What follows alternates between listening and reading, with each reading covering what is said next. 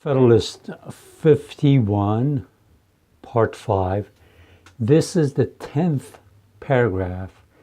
It's a very long paragraph, so I talked a little bit about it in the last part because I wanted to read the whole thing here. Second,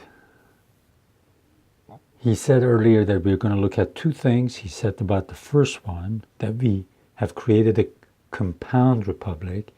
And he says, second, on the second hand, it is of great importance in a republic not only to guard the society against the oppression of its rulers, but to guard one part of the society against the injustice of the other part. In other words, it's not just government as a whole that's going to possibly oppress you, but let's say manipulations of a majority might do that. So that's why it says a part of society from another part. Different interests necessarily exist in different classes of citizens. Okay, make sure that you have reviewed Federalist number 10 before you continue with this. Different interests necessarily exist in different classes of citizens. If a majority be united by a common interest, the rights of the minority will be insecure. There are but two methods of providing against this evil.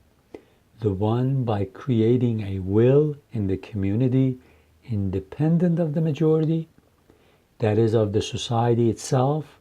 The other by comprehending in the society so many separate descriptions of citizens as will render an unjust combination of a majority of the whole very improbable, if not impracticable. The first method prevails in all governments possessing an hereditary or self-appointed authority, like government of England at that time.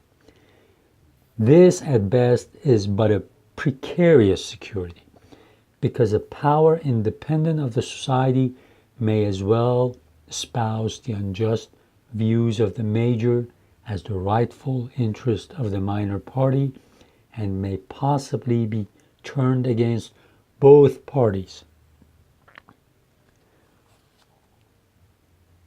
The second method will be exemplified in the Federal Republic of the United States, in the Constitution that we have created. Whilst all authority in it will be derived from will be derived from and dependent on the society itself will be broken into so many parts, interests, and classes of citizens that the rights of the individuals or of the minority will be in little danger from interested combinations of majority. In a free government, the security for civil rights must be the same as that for religious rights. So here he brings up the idea that it's not just the political parties, political groups that have to be safe and secure and their rights not violated by the majority, but also minority sects and religions. It consists in the one case in the multiplicity of interests, and in the other in the multiplicity of sects. The degree of security in both cases will depend on the number of interests and sects, and this may be presumed to depend on the extent of country and number of people comprehended under the same government. Comprehended under the same government, which means that are included, that are in that government, that are covered by that government. This view of the subject must particularly recommend a proper federal system to all the sincere and considerate friends of Republican government, since it shows that in exact proportion as the territory of the Union may be formed into more circumscribed confederacies or states, oppressive combinations of a majority will be facilitated. The best security under the Republican forms for the rights of every class of citizen will be diminished, and consequently the stability and independence of some members of government. The only other security must be proportionally increased. So if we don't go with the system we have proposed, if we stay with our old constitution, pretty much everybody's liberty will be in danger. Justice is the end of government. See how beautiful that is? Justice is the end of government.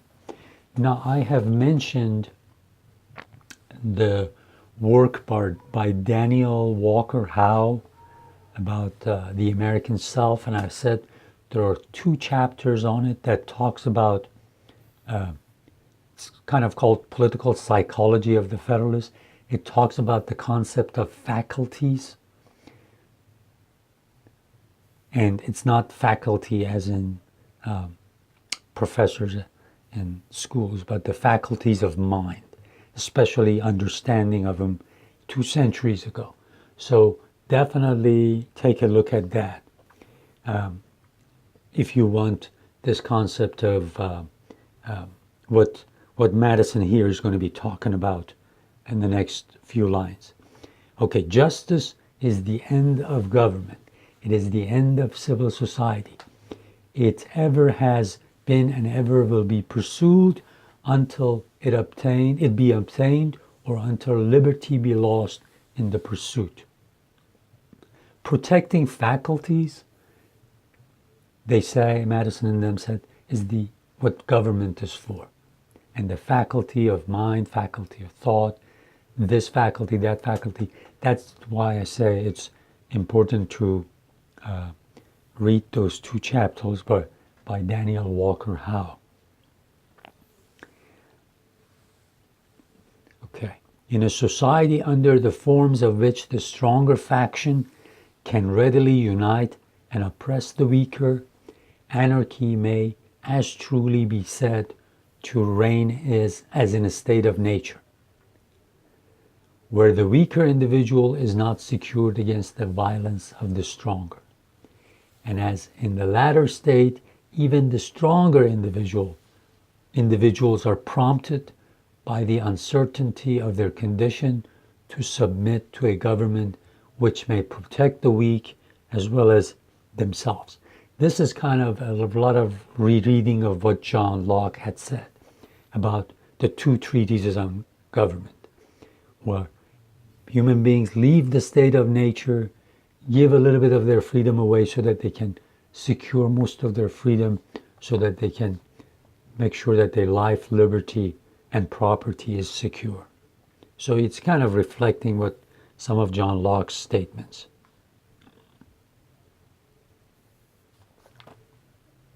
Now he says, it can be little doubted that if the state of Rhode Island was separated from the Confederacy and left to itself, the insecurity of rights under the popular form of government within such narrow limits would be displayed by such reiterated oppressions of factious majorities that some power altogether independent of the people would soon be called for by the voice of the very factions whose misrule had proved the necessity of it.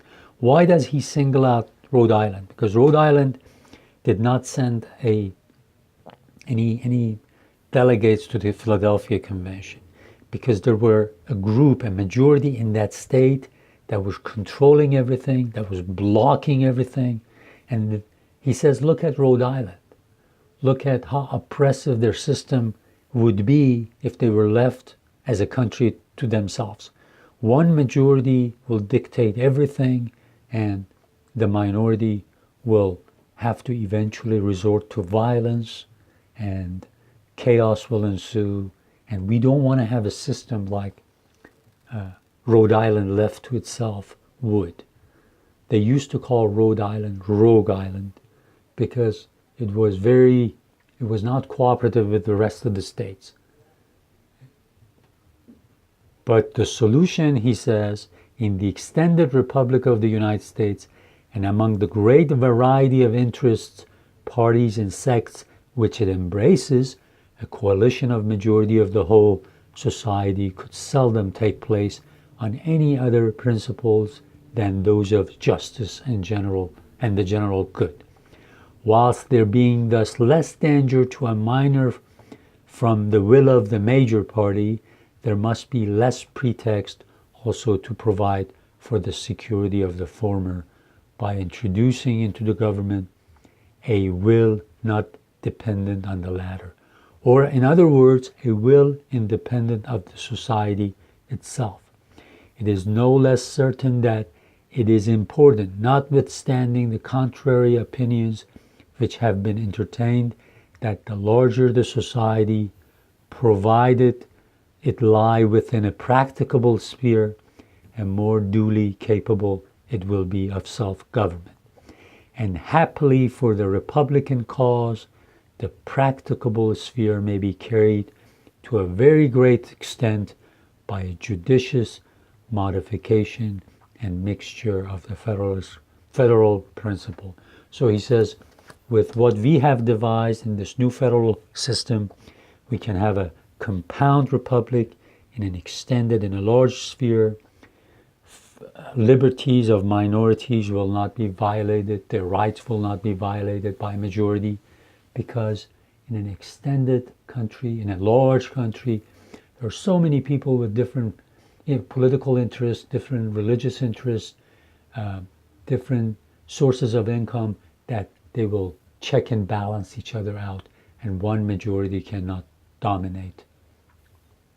If so, at least not for a long time. So I hope you will reread this.